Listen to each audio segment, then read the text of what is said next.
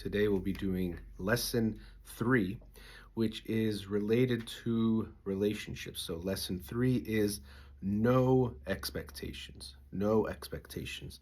Um, but this doesn't mean no expectations the way we usually talk about it in relationships, or I hear it often talked about, which is NO expectations. When I say lesson number 3 is no expectations, it's KNOW expectations. No expectations, as in we need to know our expectations. Because I would always hear this relationship advice: have no expectations, have no expectations. And it was always hard for me to really comprehend it, or it always just sit wrong with me because I never understood how that would be possible. It didn't sound realistic to me, actually, even healthy at the end of the day, but didn't seem realistic to be in a relationship that has no expectations. The way I see this, or why I think this advice is given so much about no expectations, is that, and let me actually say this: it's not that I think expectations are so good and you should have so many of them and that they're always helpful. This is unfortunately the binary we often fall into, that either relationships are good or bad, and that's it. And if they're good, then have them, but if they're bad, then you should have none of them, and that's the end of the story.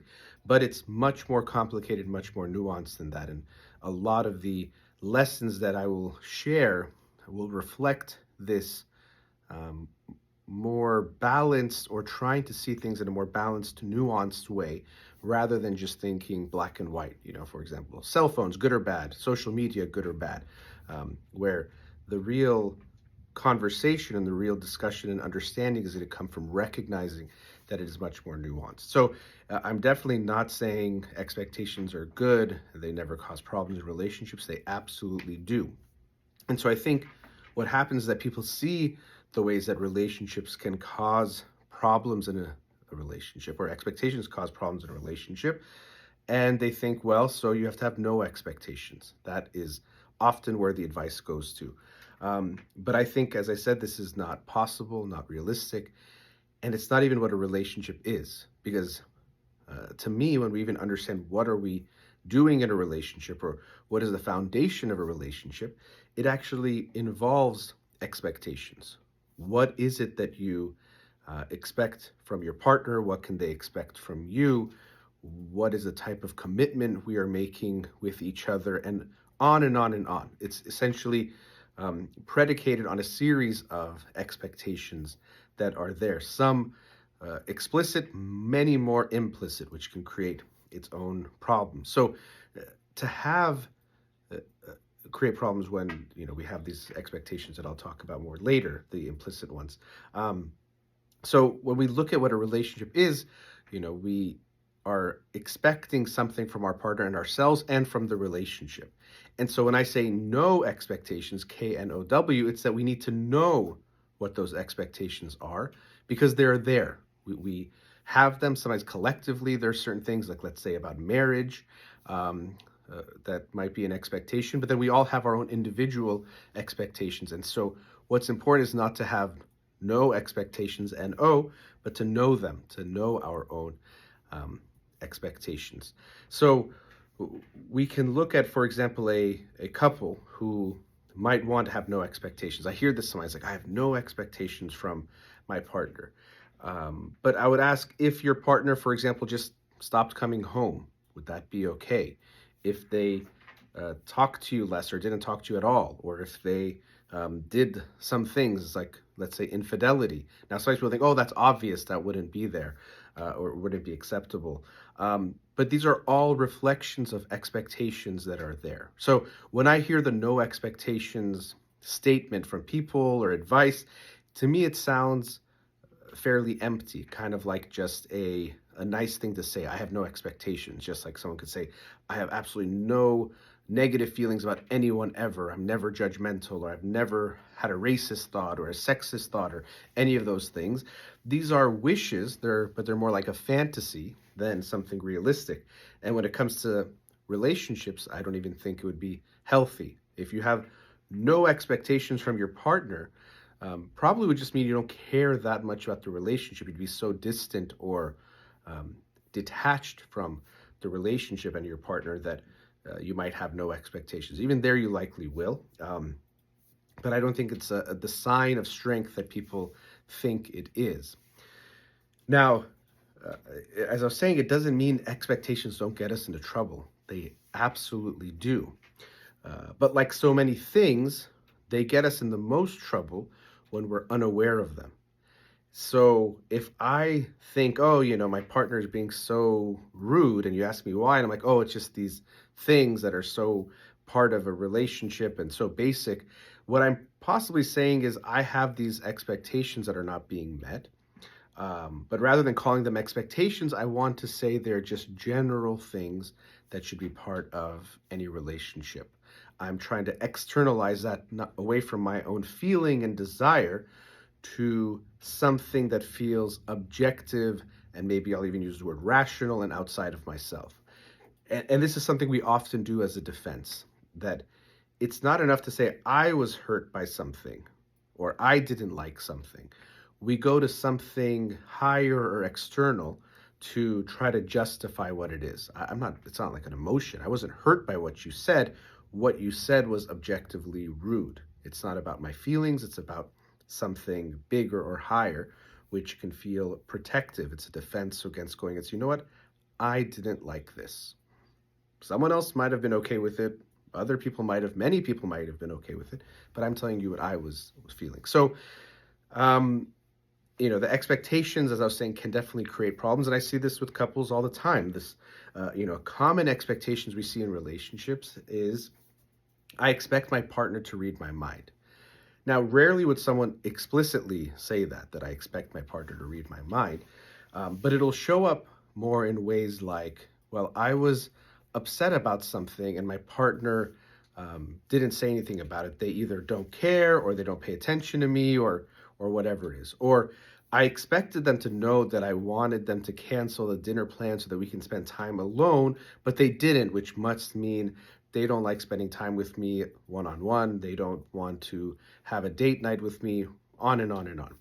And so we can see that there's an expectation there that is creating problems. There is this expectation that your partner will read your mind, something that is impossible to do, especially impossible to do all the time. Sometimes we'll kind of get a feeling of what someone is thinking or going through or anticipate them, but we definitely can't expect our partner to be 100% with these things. And so that is getting us into trouble, this unrealistic expectation and this unknown expectation, unknown even to the person that has it. But if they become aware of this, and sometimes this happens in therapy, they might become aware, wow, I have this expectation that my partner would have known I was upset, but really when I think about it, how could they have known I wanted them to, let's say, cancel those plans or whatever it might be. And that could be a harsh realization. And usually if we look at someone's life who has gone through that and who has this type of expectation or hope in a strong way, we all will have it to a degree that people will just kind of feel our feelings and we won't have to voice it. But usually it means they were in a family where voicing your feelings, voicing your complaints, sharing your emotions was not something that was respected or celebrated, or not even just celebrated, but encouraged, or you would feel good about. So this person likely lived in a home where they couldn't share what they were feeling or felt like they couldn't, or if they did, it would get reacted to in a negative way. So there's always this hope and desire that they will just know, because it feels too scary, too vulnerable to share your feelings. You're hoping that the person will just be able to anticipate what is there. And so to me, what would be helpful is for that person to then become aware. So now I know my expectations. So the first step is to know your expectations, meaning to become aware of them. And this is kind of like a specific one, but even going back to what I was saying about relationships in general, know your expectations, such as, is it okay for your, if you're in a relationship, to go to lunch with a coworker of the opposite sex, let's say, if you're in a heterosexual relationship? Or is it okay for you to go to certain, let's say, clubs or bars or something? Some people have expectations about that. And again, usually we say, no, it's just wrong to do this. You shouldn't go to these places, or you shouldn't do these things. But there isn't really a black and white about these things and about most things. What it comes down to is, do a set of partners have the same expectations, or do they create the same expectations for their relationships, rather than it has to just be some way? So you will likely have expectations like this. And actually, this is where couples can have conflict related to this, because one person says, I just went to lunch with my coworker. Another one says, you cheated on me, or it feels like a betrayal, because to them, that is going outside of the expectations, outside of what is okay. But if it was never communicated about, well, then it's unclear where is that line of what's okay and not okay. And this is why we need to first know our expectations, which includes so many things. So again, to me, if you tell me I have no expectations from my partner, from my relationship, I don't believe you, because I just don't think it's possible. It doesn't make sense. Even when we have, for example, wedding vows, it's almost like we're giving expectations. I will be with you, sickness and health. I will do this for you. I promise to be your best friend, and all these things. And I think sometimes like the language of expectations makes it seem like it trivializes things, or it makes it very transactional. But again, realistically, that's what's there. We're saying, I'm gonna, I'm not going to give up on this relationship easily. I'm going to love you no matter what. Even though we know divorce is possible, breakups are possible, we're saying the expectation is it's going to take a lot. We might not say it in that way. We rarely would say, I'll divorce you if things get really, really, really bad, but not until that point. We say, I'll be with you no matter what, through thick and thin, sickness and in health. So we really are just setting up the expectations for the relationship in a way. That's how I could conceptualize it. So this idea that you won't have them again doesn't make sense to me. So know your expectations. You have them. So make sure you know them. So get off of that high horse feeling of I have none and that makes me so good. Let's come back down to earth. We all have expectations. Let's become aware of them. So know them, and then you could reflect on them, try to understand where they might be coming from. As I said, this idea or this hope that your partner will read your mind is a very common one, because first of all, as I said, it's a desire we all will have. What a great feeling that someone just knows, hey, it looks like you were a little bit cold, so I brought you a jacket. Or I got the feeling you weren't liking this thing, so I changed it for you, if it's the right thing, obviously. Or I could tell you were a little bit sad, so here's something. That feels very good. It comes from this child place where our needs were met without having to ask for them. Think about a baby. The baby cries, but doesn't say it needs something in particular, but the needs get met. Hopefully the parents try their best to meet those needs. So we all have that desire to some degree, but for some people, it can become more of an expectation. And the expectation becomes, if you don't read my mind, or if you don't do what I want without me asking for it, you don't love me, or you don't love me enough, or maybe I'm unlovable. But whatever it is, it leads to a bad conclusion. So know your expectations and then reflect on them. Try to understand where they're coming from, what they might mean for you, and you might also adjust them. So again, going back to this binary, I'm not saying, everyone has expectations. It's stupid to say no expectations, so all expectations are good. That's not true at all. A lot of them do cause us a lot of problems in our relationships. So we know them and we can reflect on them to try to understand them better, and we could even adjust them. It's easier said than done, takes some time. It's not just the change, but we can't change something we're not aware of. And so once we become aware of it, we say, wow, it seems like I keep expecting my partner, kind of using the same analogy, to just like read my mind, which is like, how could they do that? Even sometimes might want them to read your mind when they're not around you. Like they should just know I'm in a bad mood at home and send me something sweet or buy me something or whatever it might be, anticipating that. And so we realize that might not make sense. That probably isn't good. And so we can start to adjust that. And then the very crucial point, and doesn't have to be in this sequence. Of course, the knowing does have to be the first step, is to communicate these expectations to your partner. Not as demands, not saying, well, I expect you to do this, or I expect you to, bring me flowers every this day, or buy me this, or whatever it might be. Those are just more tangible ones, but whatever those expectations are, they're not demands. We're not telling our partner to demand them, but so they're aware of them, so they know.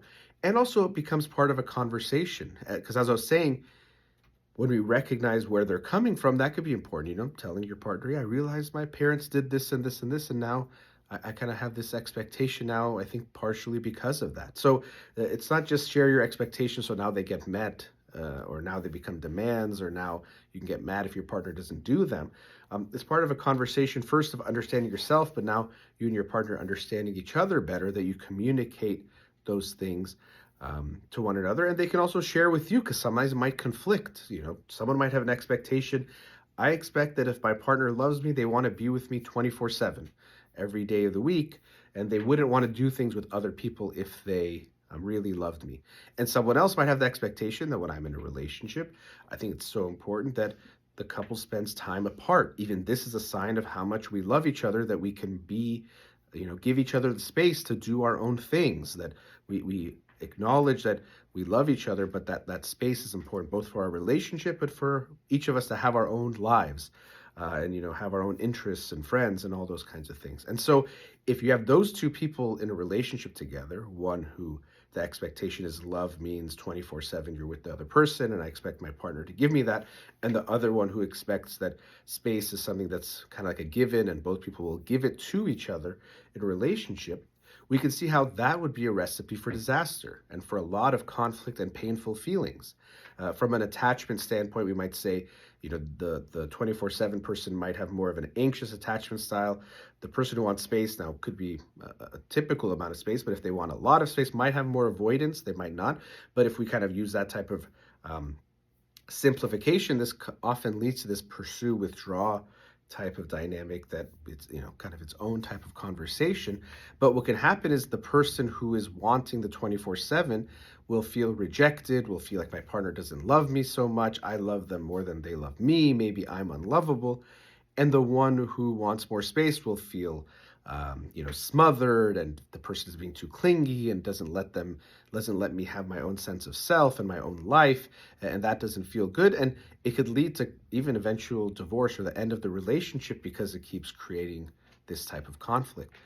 But if they're able to become aware of this and communicate with one each other what they're feeling, what they're expecting, this can lead to some path of resolution. Doesn't mean, again, it's a demand. I want 24/7, so you have to do that, or I want space and you have to give me exactly, the amount of space I think is the right amount. But they can kind of figure it out together, what works, and by understanding the whys and what's going on for both of them, potentially it'll sting less, let's say the rejection or the clinginess. It's like, okay, I can get that. Your mom or your dad was around you 24/7 and there's all this conflict, so you really appreciate having space. And so when you want space in our relationship, it doesn't mean you don't love me. It just means space is really valuable to you. And for the other person, you never knew when, let's say, your parents were there. So it means so much to just have that consistent connection and communication. And maybe we can do that in other ways. Even when we have space, some way of staying connected might be important for you. So we can see that value of the knowing, understanding, reflecting on the expectations, and then communicating, expressing them to your partner as part of a ongoing conversation. But coming back to the title of the lesson, No Expectations, KNOW, to me, the no expectations, as in not having any, isn't realistic, isn't healthy, isn't what anyone experiences, and wouldn't even be a relationship. So I think we have to go away from that, if that denial of the reality of things, that we all have expectations, and know them, become aware of them, understand them better, and then express them to our partners so that we can have a better relationship, so they can know our expectations too. So not N-O, K-N-O-W, no expectations. That's the end of lesson 3, and that also takes us to